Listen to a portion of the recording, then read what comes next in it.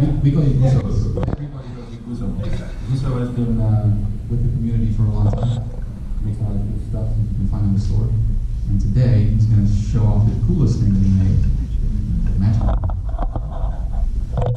Hello. Is this on? Gusso.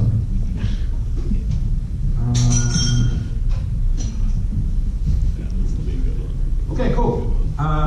Yeah, so I'm Gusso. I work at TransferWise on the design system team. And when FramerX came out, I started learning React.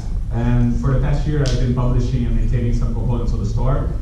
And it was really hard in the beginning. Like, learning React was something that I didn't try before. But after a couple of months, things really clicked.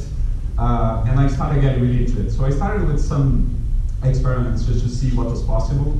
And then after a few months doing it, there was this tweet, this designer that I followed for some years, questioning why do prototyping tools not have a feature similar to Magic Move on Keynote?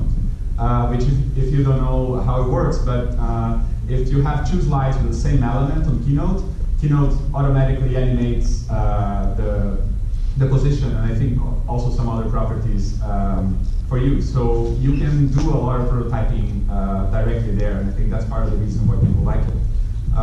When I saw this, my React and my FramerX experience was still really raw, but after a weekend, I already put something together that was working. So it really wasn't that hard. It just was, you're just mapping properties from a lot of objects to another object. So this is something that it felt impossible when I read this tweet, but after a weekend I could make it work. So I really encourage everyone to try to solve a design problem that you see, because usually things are easier than normal with React.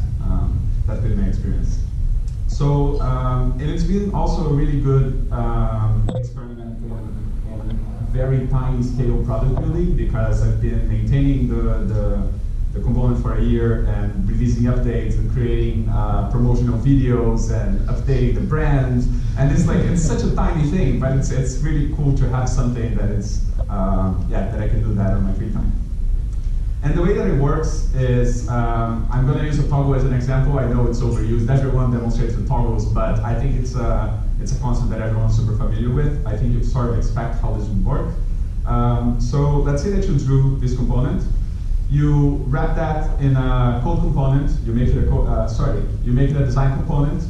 You duplicate it, make an instance out of it, and then you change all the properties of its children. So change the background of one, change the position of another, and that's it. That's the off state. So you would go to the component panel in Framer after you installed Magic Move, drag an instance, and then you connect Magic Move to both of the frames with whatever event you want. In this case, it would be on tap.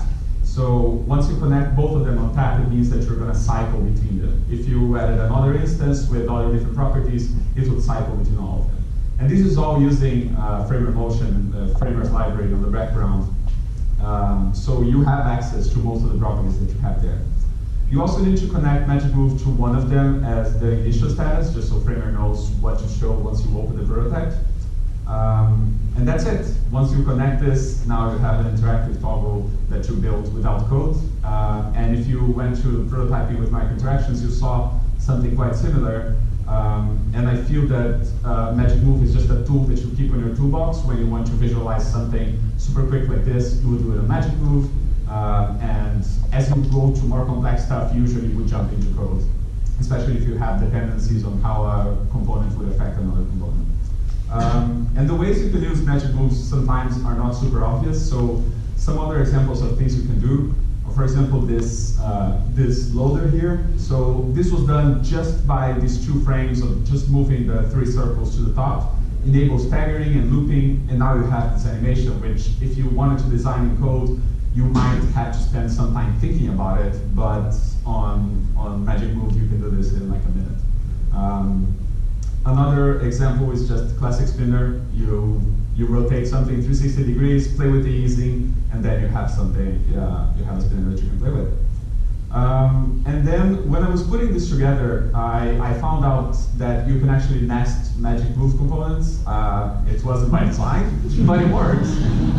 So for example, let's say that you have something like this that has two elements. One is static, another one is pulsating, which is just scaling up and reducing the opacity and looping it. So I put all of this inside another magic move component with an on-tap event. So if I tap on this, now I have something that is doing like two different easings and timings that's combined with magic move, and there was no code involved. And this whole presentation was also done on Magic Move. You can download this presentation to kind of see how everything was done and play with it. I think there's a lot of examples here. The file is really messy. I'm sorry, but that's real life. You know? And yeah, that's it.